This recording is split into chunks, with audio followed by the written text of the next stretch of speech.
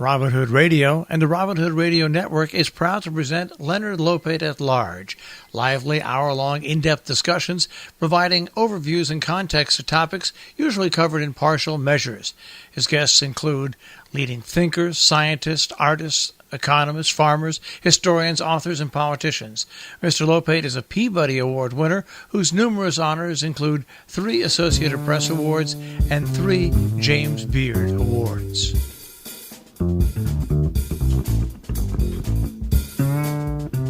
Welcome to Leonard Lopate at Large. I'm Leonard Lopate. 10 days before his inauguration, President Trump tweeted, "Russia has never tried to use leverage over me. I have nothing to do with Russia. No deals, no loans, no nothing." But in his new book, House of Trump, House of Putin, The Untold Story of Donald Trump and the Russian Mafia, Craig Unger lays out the case that, quote, over the last 4 decades, President Trump and his associates have had significant ties to at least 59 people who facilitated business between Trump and the Russians, including relationships with dozens who have alleged ties to the Russian Mafia.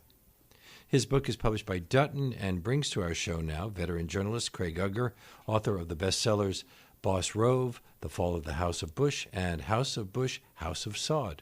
Welcome to our show. Thanks for having me, Leonard. 4 decades.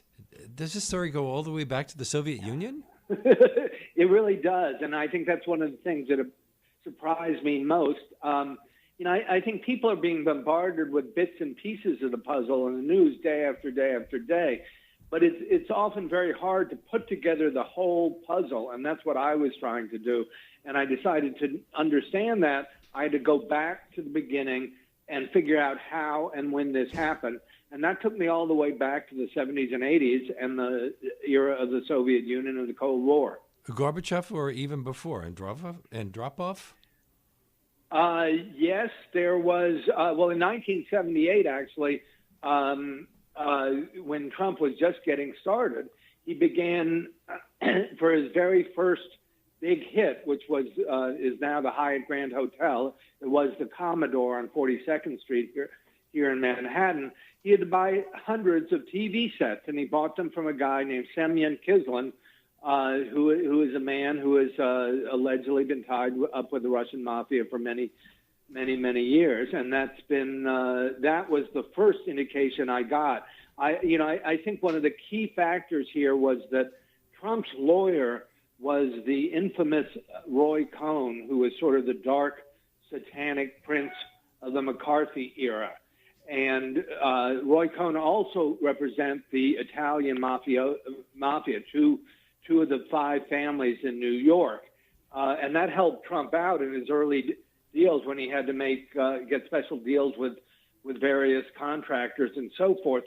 But the Italian mafia had begun partnering with the Russian mafia, and that's how it all began back in the late 70s and early 80s. So it's ironic that Roy Cohn, the staunch anti-communist, would somehow have connections to communist gangsters. Right. Though, the Russia today, I don't think it's communism. This is really a mafia state, and that's very much in Roy Cohn's wheelhouse. You open with a speech to the Russian State Duma by Vyacheslav Nikonov, the grandson of Stalin's right-hand man, Vyacheslav Molotov. What did Nikonov say? Well, he was talking. It was really it was in the morning Moscow time, which meant it was like 3:29 a.m. in New York time when they finally declared Trump the victor, and Molotov's grandson made that announcement before the Duma, which is really the equivalent of the House of Representatives in Russia. And he said he congratulated everyone, and everyone cheered because they understood that this was Putin's guy, that they had won, that they had done an operation, and they had stalled Putin's man in the White House. And I think that's exactly what happened. There seems to be no end to the bad news that Trump White House is getting in the last few weeks or so, the anonymous op-ed piece in the Times, Bob Woodward's book, and your book makes it even worse. Has the president responded to your claim that he's a Russian asset? Not really. He did. He didn't mention me by name, unfortunately, but he did tweet about fake books when mine came out. I have to say, maybe he realized it's on this one occasion. It's sometimes better to shut up than to keep fueling the fires. You dedicated the book to Paul Klebnikov and other Russian journalists who've been murdered. Do we know how many Russian journalists have died trying to report on the story you tell in this book? Well, I think there are at least 60 or 70 who might fall into that category. It's often hard to really get to the bottom of some of these mysterious deaths, but there have certainly been many dozens, and they're not just journalists. Many of them are, but there was also Alexander Litvinenko, who had been a Russian intelligence agent with the FSB, who was trying to expose Putin's corruption. And of course, he was murdered in London, where he was poisoned with radioactive polonium.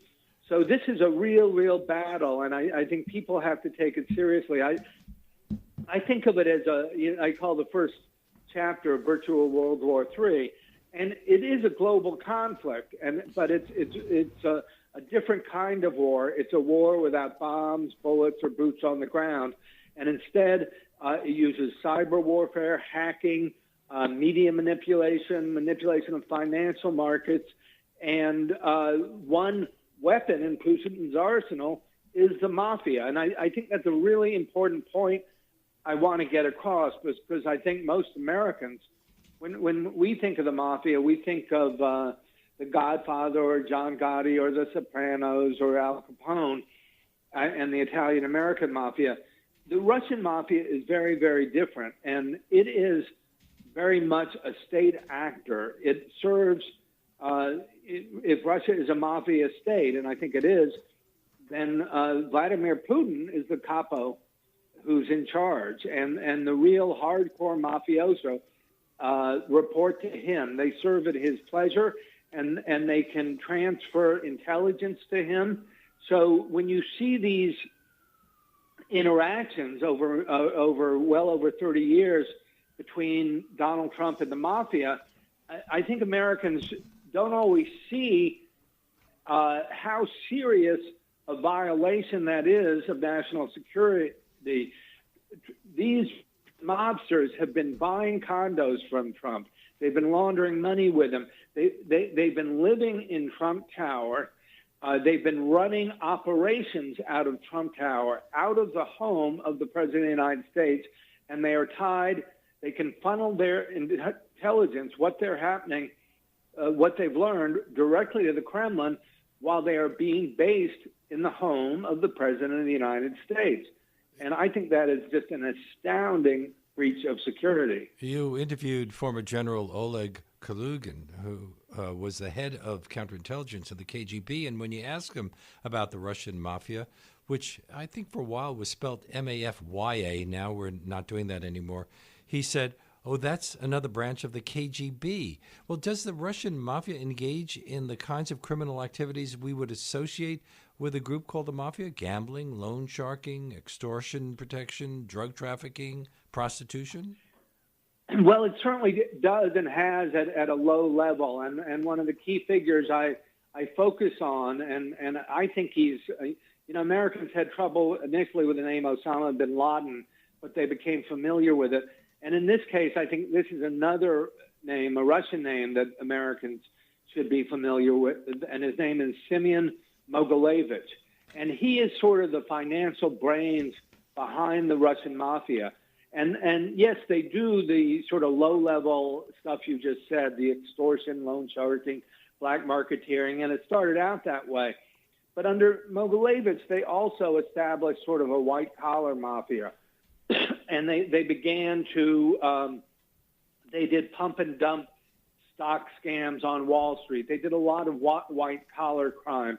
And in addition, Mogilevich was sort of the the wizard of money laundering, and they began laundering massive amounts of money through American real estate, with Donald Trump one of the key figures who was doing this. And I think it's kind of useful to have a big 30,000-foot view and look in broad, sweeping terms at what was going on in geopolitically there.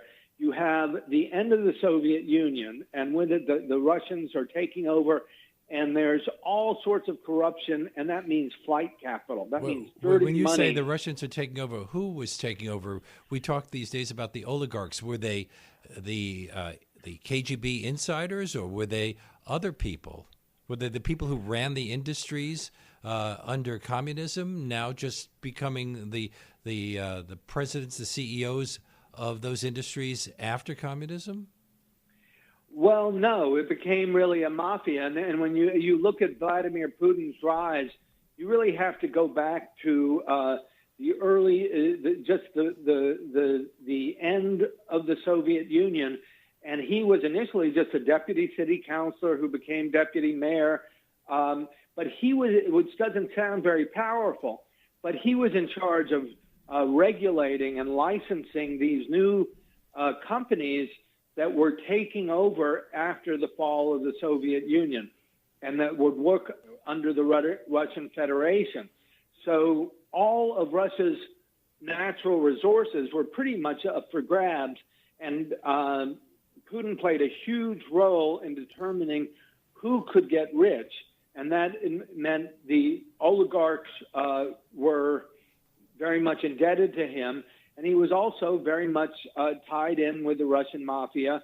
And he had met with Mogilevich on several occasions. And I was able to obtain from documents from Ukrainian intelligence showing transcripts about those meetings. Wasn't Putin really put into power to some degree by Yeltsin?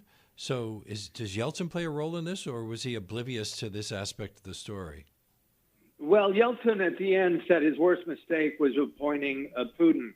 And the reason he appointed Putin is that Yeltsin himself was could well have been charged with corruption, with massive amounts of corruption.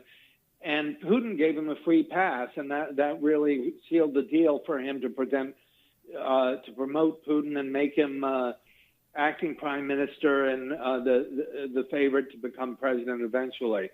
So Putin made sure that Yeltsin was taken care of. But you see this mafia-like activity with Putin going back to his early years when he's just 15 years old or so, and is taking judo lessons. And his judo instructor was a key figure in the mafia in St. Petersburg. And his sparring partners, Putin's sparring partners, ended up as many of the top oligarchs. I found 3 or 4 of them, and I got their average wealth of his judo sparring partners was around $6 billion, which suggests I took up the wrong sport in high school. Also surprising because the Russian economy isn't all that thriving. Past oil, there isn't a heck of a lot going on there. So I'm wondering where the $6 billion for each of them has come from. But let's get back to Semyon Mogilevich. Even before 9/11, wasn't the FBI targeting him? What had led them to pay attention to him, and what happened? Because he was never arrested, was he? He was chased out of Hungary, and the FBI, the Russian mafia had been infiltrating Brooklyn for years, starting in the 70s, really. It was really one of those unintended consequences. So this is a Brighton Beach story? Yes. And in the end, they reported to Mogilevich in the end. But the Russians started coming when there was it was known as the Jackson-Vanik Amendment, and it gave Russia free trade status as long as they allowed Russian Jews to immigrate to the United States. And what Leonid Brezhnev was running the Soviet Union back then, And he did something very similar to what Castro did during the Mariel boat lift, which is he opened all the jail cells and allowed thousands of criminals to flood into the United States. And that was how the Russian mafia got started here in Brooklyn. And later on, the FBI really did take on a series. In the 70s and 80s, they were mostly after the Italian mafia. But by the late 90s, the FBI was seriously after the Russian mafia, and they established a task force in Budapest. And it's quite interesting because some of the key figures in the Mueller probe were part of that Budapest task force. So they must know about Mogilevich. And what you may see in Trump's recent attacks at various people in the FBI and the Justice Department, he has targeted people who were on Mogilevich. A woman named Lisa Page was his Justice Department lawyer in Budapest. She was also part of Mueller's task force, and she was forced out, you may recall. And there have been a couple of others as well. I'm speaking with Craig Unger on Leonard Lopate at Large today on WBAI New York 99.5 FM. His book, House of Trump, House of Putin, The Untold Story of Donald Trump and the Russian Mafia. Well, if the FBI was aware of the activities of Semyon Mogilevich, wouldn't they and other intelligence agencies also have been aware of the Trump connection to the Russian mob? Why didn't any of that come out before the election, or even before he even got into politics? Well, that's a really, he was a famous person for many, many years. Right. No, it's a really, really good question, and I think it's another book because I think, I say this is one of the greatest intelligence operations in history on the part of the Russians because they installed a Russian asset in the White House without firing a shot. But it's also one of the greatest intelligence failures, and you're driving at exactly the right question.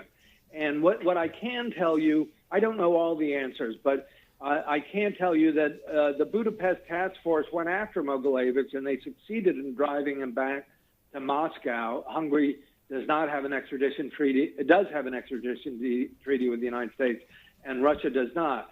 So he went safely back to Moscow. And then, of course, in September 11th, 2001, we had the 9/11 attacks, and the FBI's priorities changed dramatically, and suddenly the Russian mafia was off the radar screen.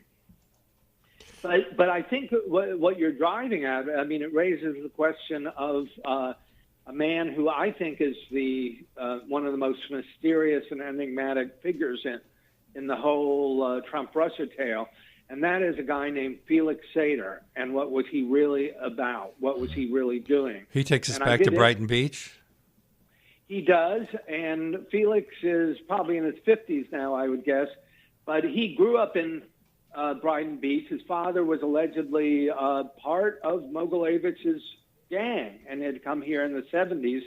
And when Felix grew up, one of his friends was a guy named Michael Cohen, who came from Long Island. And Michael Cohen, who of course later became President Trump's personal lawyer, but Michael Cohen's family owned the operational center of the Russian mafia in Brooklyn. They owned a club called El Carib, and it was in the name of his uncle, Dr. Levine. So he had contacts going way back, and you can see Felix and Michael Cohen had these ties to the Russian mafia, and they end up both working with Trump many years later. And Felix, the big question about Felix is what was he really up to? And we know he committed some crimes. He was convicted of a pump and dump stock scandal. He was also convicted of stabbing a man in the face in a bar fight that caused required over 100 stitches to repair. And we know he also started working for the FBI as a cooperator. And so in many ways, the question is, was he another Whitey Bulger? Whitey Bulger, of course, was the Boston gangster who was in the Irish Mafia, was an FBI cooperator. And if you saw the movie The Departed, he was, while he was working for the FBI, he was had pretty much free license to keep killing his rivals in the Italian Mafia. And committing all sorts of other crimes. He ran pretty much all the criminal activity in South Boston, ruined many, many people's lives. But it isn't money from a Russian oligarch part of the Stormy Daniels story? And part of that, is Cohen's taxi cab business unrelated to all of this? Well, that's one of the ways Cohen got started out, was in the taxi cab business. And you're right, it was all tied up with various characters in the Russian mafia.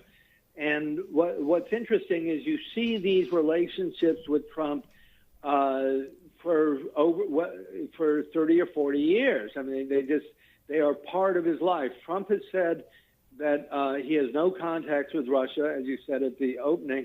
I found at least 59 people who were intermediaries between him and various Russians in one transaction or another.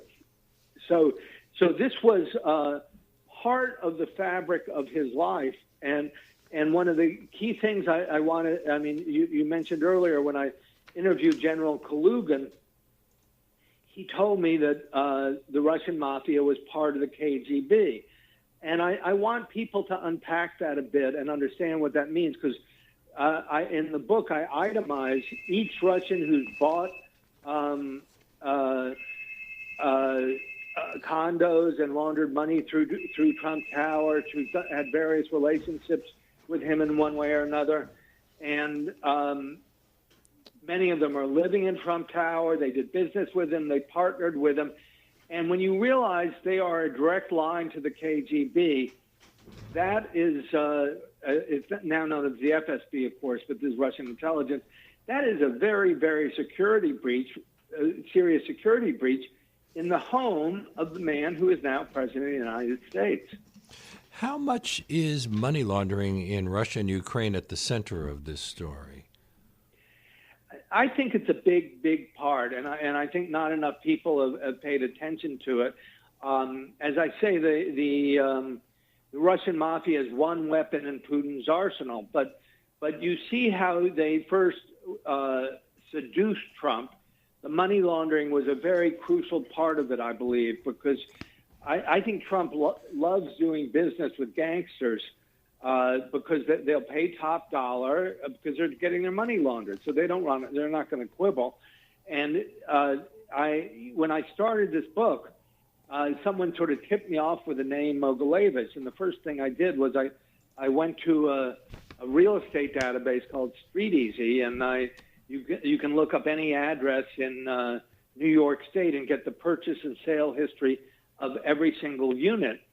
So I went to every name that looked like a Russian name, and I just started Googling. And what I realized is Trump Towers is a very, very high crime neighborhood.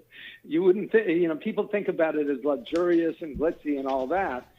There are a lot of dangerous people who have lived there, and they have ties to Russian intelligence, and this is the home of the President of the United States.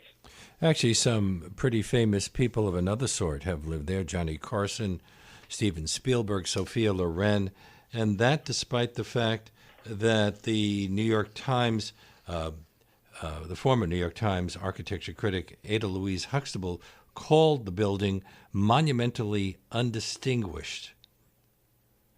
So there had to be other reasons why. So let's get back to the money laundering. How does money laundering work? What is the process? Is this just a way to hide money that you have gained illegally and make it look like it's legal?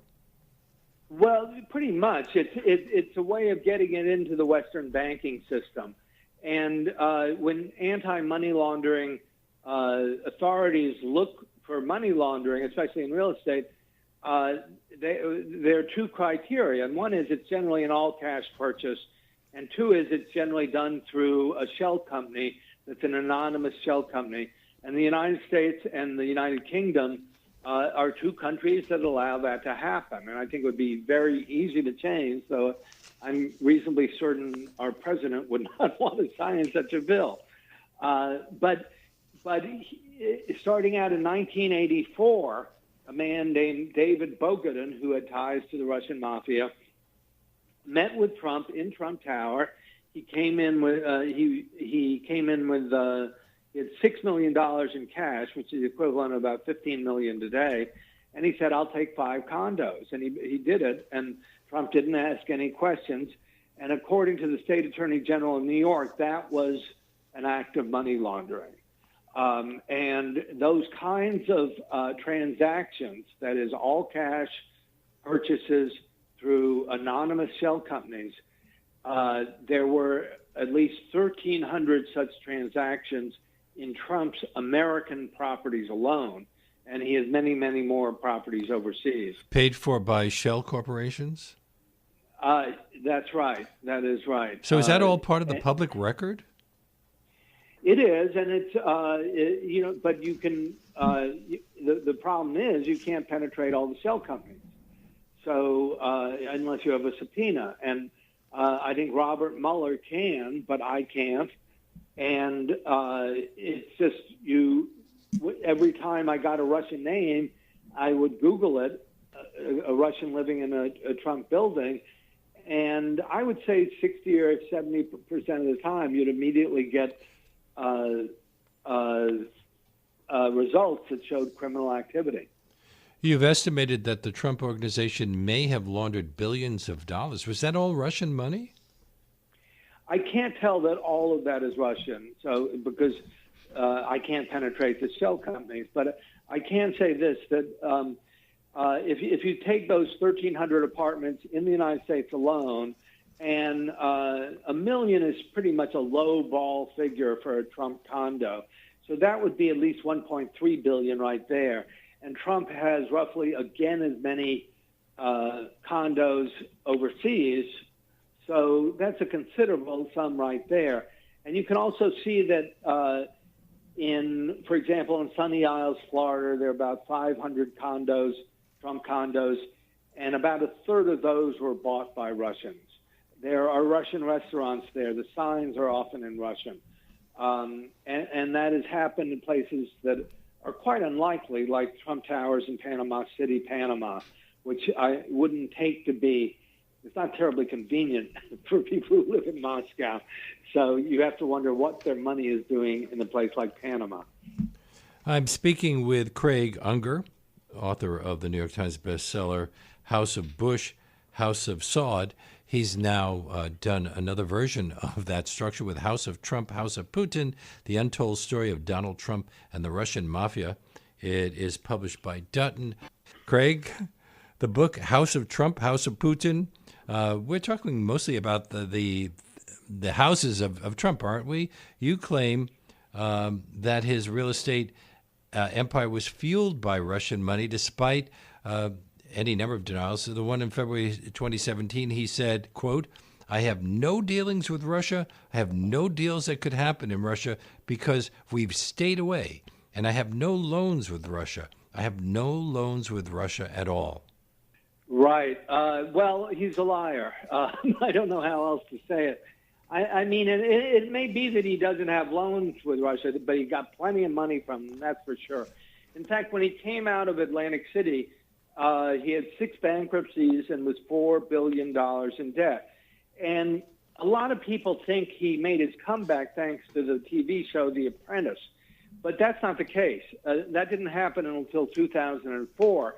And if you look at the very first show, you'll even see him talking about having been deeply in debt and fighting his way back. And what happened was a company called Bayrock moved into Trump Tower. It moved into the 24th floor of Trump Tower. And it's a real estate development company with the aforementioned Felix Sater as managing director. And it was tied to a lot of Russian oligarchs. And they came up with a new plan for Trump. And Trump before had, in his early part of his career, he called himself the king of debt. He used to say, "I love debt, I love debt." and he would let other people finance everything, and he would be very highly leveraged. And that's one of the reasons he got wiped out in Atlantic City. And suddenly he changed and became a guy who loves cash. In 2008 or so, after the fiscal 2008, Eric Trump, his son, was asked, where were they getting all this money to build golf courses? No one was funding multi-million-dollar golf courses after the fiscal crisis of 2008. And Eric said it came from the Russians. And if you look at Bayrock, they came up with hundreds of millions, perhaps as much as $2 billion. And they went to Trump and said, we will finance your new buildings and your new developments. And in fact, they financed the Trump Soho just a mile or two from where I live. And all we want to do is license your name, and in return, we'll pay you huge royalties of 18 to 25%. Now, why, course, before you go on, why Trump in particular? Couldn't they just as easily have tried this with Hyatt or Sheridan or somebody else? Well, that's a really good question, but to my knowledge, I have no knowledge whatsoever that Hyatt or closely widely held companies like those launder money. That's why I believe it's about money laundering. In fact, people often wonder why the Trump Moscow project never got built. Why was it always a failure? And I think one of the reasons that no one suggests, that people don't dare say, is that Trump was getting all his money from Russians who wanted to launder their money. And if you want to launder your money, you want to get it out of Russia. You don't want to keep it there. You want to get it into the Western banking system. So there was no opportunity to really launder money in Russia. And you've estimated that the Trump organization may have laundered billions of dollars. All Russian money, or did other people try to get on the bandwagon? Well, there may have been others here and there. I don't really know. When we talk about Russia and the Russian mafia, I should say the more correct term should be the former Soviet Union, because a lot of what's going on, what I write about in my book, has to do with Ukraine. There's also Azerbaijan, Kazakhstan, and so forth. So it's really the former Soviet empire. And what you see is these Russian mobsters are essentially siphoning off huge amounts of money that come from Russia's natural resources. As you said, Russia's really a very, very poor country, but they do have vast natural resources.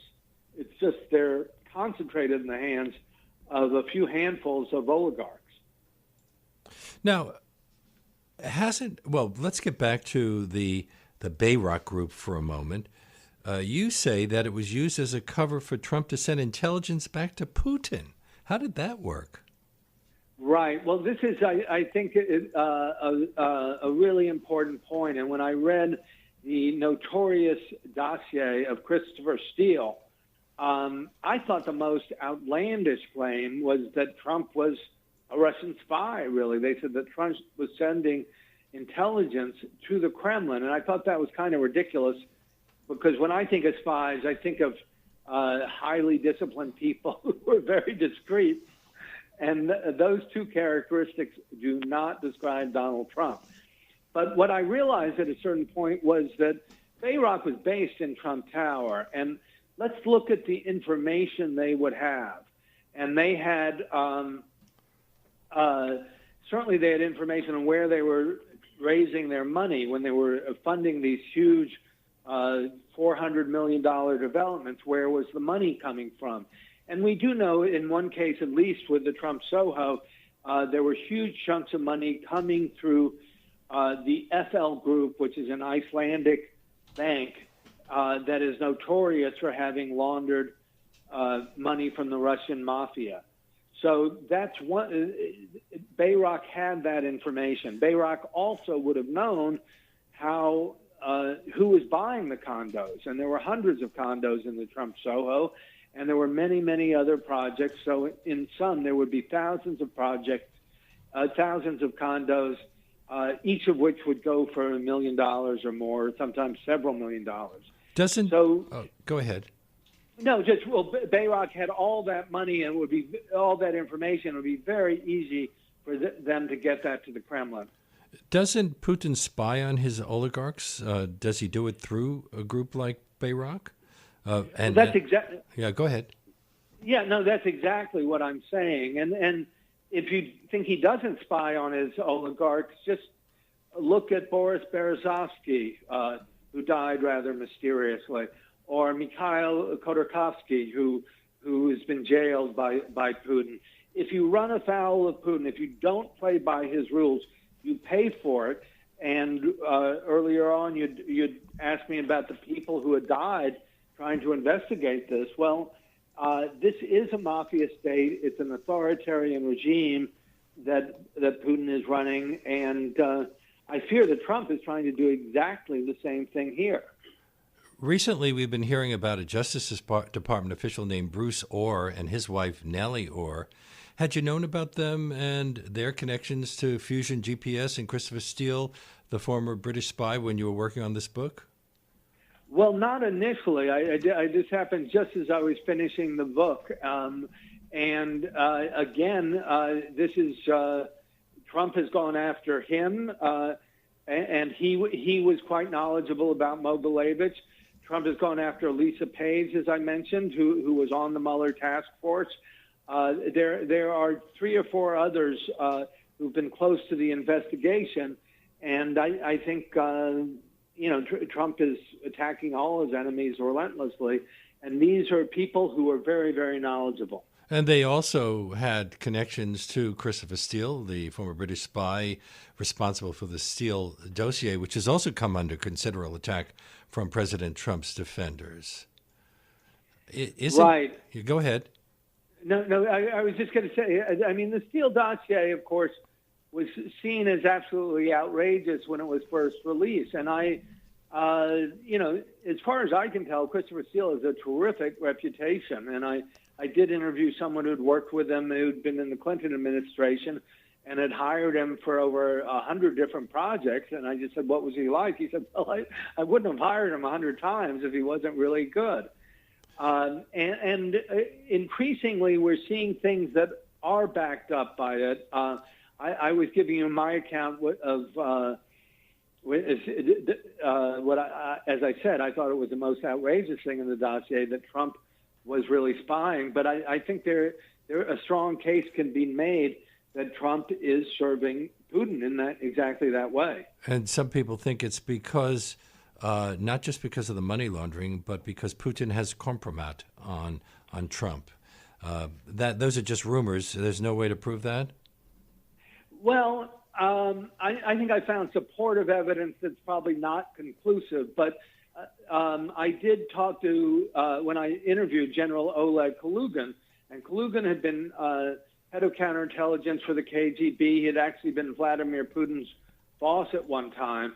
And he went back to 1987 when Trump made his very first visit to Moscow, and he believed the KGB had compromised on Trump regarding sexual activities from that visit in 1987. In addition, I talked to people who were close to the Russian mafia who also said that there was compromise. But these were 3 different episodes. These were different episodes from the one that Christopher Steele reported on. And Bruce Orr is an expert on Russian mafia activities, especially the activities of Semyon Mogilevich. And he is probably going to be forced out of his job. Right. I mean, what Trump has made clear again and again is he does not want this investigated, and he wants to shut it all down. And he sees the Justice Department as serving his ends when, of course, the separation of powers is supposed to prohibit precisely that. Is it possible that Trump was completely unaware of how he was being used by Putin, the KGB, and the Russian oligarchs? Might he have just believed that all of this was just business? Well, in the same way that the Godfather, Don Corleone would say, it's not personal, it's not business. I think, one thing I thought about, there's a legal concept known as willful ignorance or willful blindness, and I think a good prosecutor might avail him or herself of that tactic, because if you just look at the money laundering, I can't get into Trump's mind. I'm not a mind reader. I don't know what he was thinking when he met with David Bogatin and sold those 5 condos. What I can tell you is those kinds of transactions happened at least 1,300 times. And I think that's enough to establish a very, very strong pattern and a sense that if Trump didn't know what he was doing, it's because he made sure he didn't know. He said he didn't want to know. He didn't want to know the details. Just sell the apartments, don't ask questions, don't do due diligence, and let it happen. And I think that's the way he operated. Well, there's so much evidence in your book that links Trump to Russia, Putin, money laundering, tax evasion, and more. Did all of that escape the notice of U.S. law enforcement agencies? Well, this goes back to what was Felix Sater really doing, and I think this is a second book here because, as I was saying, the successful. I'll read it, by the way, Craig. I'll read the second book. Thank you. But do I have to write it? That's the problem. There's some very interesting tidbits hanging around, loose ends that I didn't get to the bottom of. But, for example, Felix Sater was reporting to the FBI, and he had handlers at the FBI. Well, where are they now? They are working for the Trump Organization. And it's just a very curious coincidence, and you have to wonder, were they really, maybe they were in Trump's pocket all along, and I don't know the answer to that. There is, I think part of the FBI in New York is almost, I call it the Giuliani wing, and that means they are very much supporters of Donald Trump. Giuliani, by the way, got a nice contribution from Semyon Kislin, who I mentioned much earlier, and who contributed to him when he was mayor. And Giuliani made Kislin appointed him to the Economic Development Council back in the 90s when he was mayor. I'm speaking with Craig Unger, whose latest book is House of Trump, House of Putin, thinking about the people you mentioned who may have died in reporting on this. Are you at all concerned? After all, somebody could put something on your doorknob and you wouldn't know. Right. Well, so far, I've had a lot of gallows humor, and I guess when I go to a restaurant, when I order the tea, I say, "Hold the polonium." but I think in the United States you're pretty safe, or at least I hope so. I will tell you though, I have no plans to go to Russia in the near future. Getting back to the money laundering, aren't the two best ways to launder money casinos and real estate? Why those in particular? And is it just a coincidence that those are the two main businesses that are run by the Trump Organization? Well, I don't think it's just a coincidence because, if you look at the family, they had ties to organized crime going way back.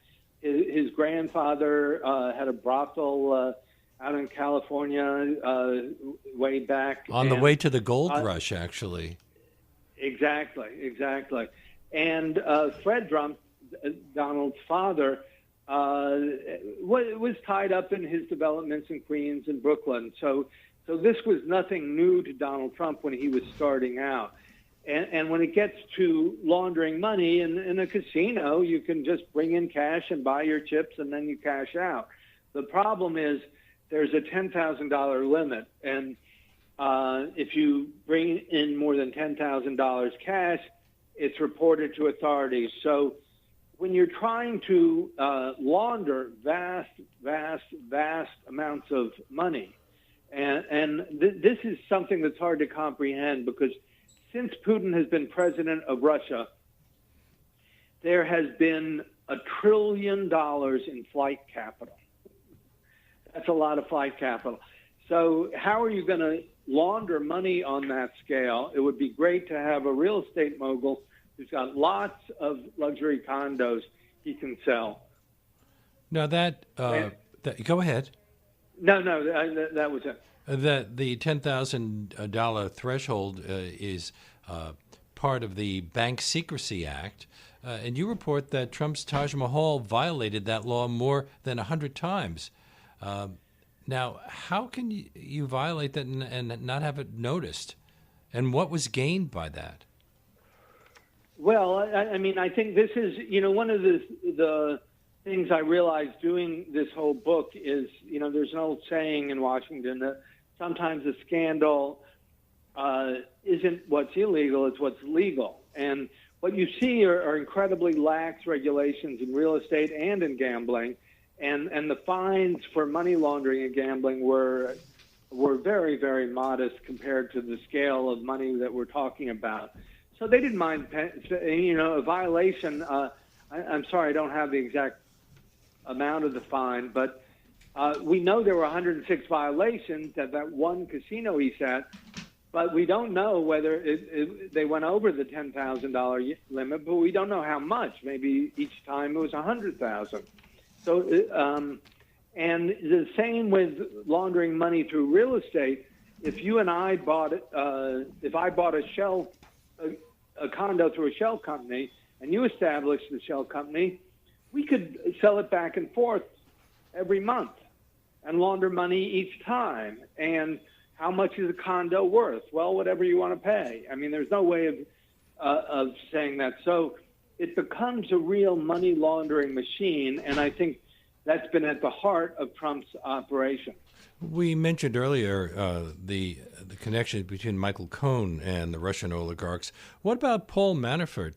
He's known Trump for 30 years, almost as long as you claim the Russians have been working with Mr. Trump. Well, Manafort is absolutely a crucial figure in all this. And, today he's negotiating, trying to get a plea deal. But Trump always downplays how well he knew Manafort. And he said, he only worked for me for a few weeks. As you said, he's actually known him for more than 30 years. In fact, he first worked for him in 1980, 38 years ago. And Manafort and Roger Stone had, in various incarnations, a lobbying firm, and they were famous for lobbying for dictators, for getting the most reprehensible autocrats in the world, and getting millions of dollars from them and trying to get them favorable deals through Congress or whatever. And in 2006, Manafort started working for Ukraine. And in doing so, he was essentially a client of Vladimir Putin. I don't think that's too strong a way of putting it. He wanted to do a makeover of a man named Viktor Yanukovych, who became president of Ukraine and was very much a Putin puppet. And he crafted him in the image of an American politician and got him elected. And in doing so, I think it was very much a precursor of what Manafort did in 2016, putting another Putin puppet in the presidency, this time a guy named Donald Trump. Now, were Manafort's links to the Ukraine and Russia included in the indictments during the first trial? I would have to go over those more carefully, but I think, what Mueller's going for convictions, and the trials don't always reveal all of the important links. But if you sort of drill down into the court documents, you can find some very interesting things. For example, in one of them, you see that Manafort laundered money through an anonymous shell corporation known as Lusical, and that shell corporation has been tied to Simeon Mogilevich. So here you also see that a lot of Mogilevich's money came through the Ukraine energy trade. Mogilevich had set up a sweetheart deal with Vladimir Putin in which the billions of dollars of liquid natural gas that went from Russia and Turkmenistan to Ukraine, they insinuated a completely unnecessary intermediary company that Mogilevich ran, and all it did was skim off about $750 million or $1 billion a year. So that money was very important to them. They wanted to protect it. They brought in Manafort to elect Yanukovych to do precisely that. Now, the image that we have of President Trump and Russia is complicated because, on the one hand, there was that the Helsinki meeting in which they seem to be buddies, but we have also imposed any number of sanctions on Russia recently. So, is the story a little more complicated than just simply Putin and Trump are friends and they get along partly because of a history of money laundering? Right. It's much more complicated than that. And I think it's important. One of the reasons I go back all the way is it's important to understand what Putin's objectives are. And he has said repeatedly that the biggest catastrophe in world history was the collapse of the Soviet Union. And he effectively wants to bring it back. And after the Soviet Union collapsed, one by one, each of the East Bloc satellites that were close to Russia started joining NATO. And finally, he put his foot down, and he's fighting to win them back. But hasn't he really been supporting the right-wing populist movements throughout Russia, not the leftist groups that might very well still have some sympathies for communism?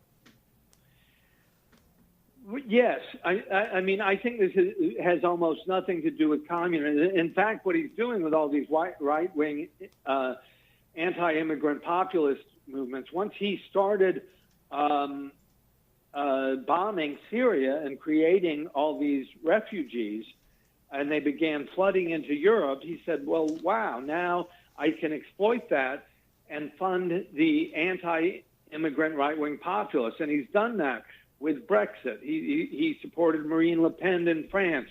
There's Geert Wilders in the Netherlands. I write about in my book how he did it in Hungary and Poland, similar activities. So he is fighting on multiple fronts to roll back the Western advance since the end of the Cold War. And he wants to destroy the Western alliance. And Trump seems to be eager, willing and ready to help him. So since Putin doesn't really have the military might to affect major changes, he is using every other possible trick that he can? Absolutely. This is why I call it a virtual world war. And I refer to the chief of staff of the Russian military, General Gerasimov, did a paper in 2013 that's become known as the Gerasimov Doctrine.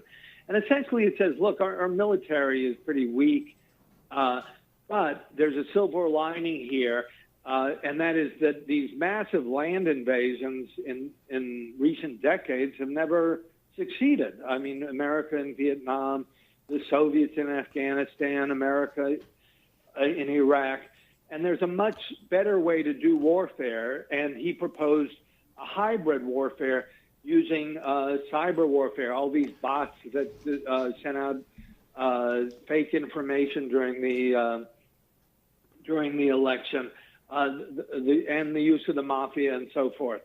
So that's been their strategy, and I think it's a very difficult war to fight because if he had tried to attack us militarily, I think we would have bombed him back to the Stone Age. Craig Unger's book is I'm sorry, we've run out of time, Craig, but I'm looking forward to the sequel to this book, House of Trump, House of Putin, The Untold Story of Donald Trump and the Russian Mafia. It is published by Dutton. It's been a pleasure. Absolutely. Thanks a lot, Leonard. And that does bring us to the end of this show. My great thanks to today's guests, Craig Unger, to Angela Sheldon, who produced this segment, to Charlie Morrow, who composed our theme music, to Reggie Johnson, who was at the audio controls, and to my assistant producer, Jesse Lent, who makes things run smoothly. Leonard Lopate at Large comes to you on Saturdays at 4 and Tuesdays at noon.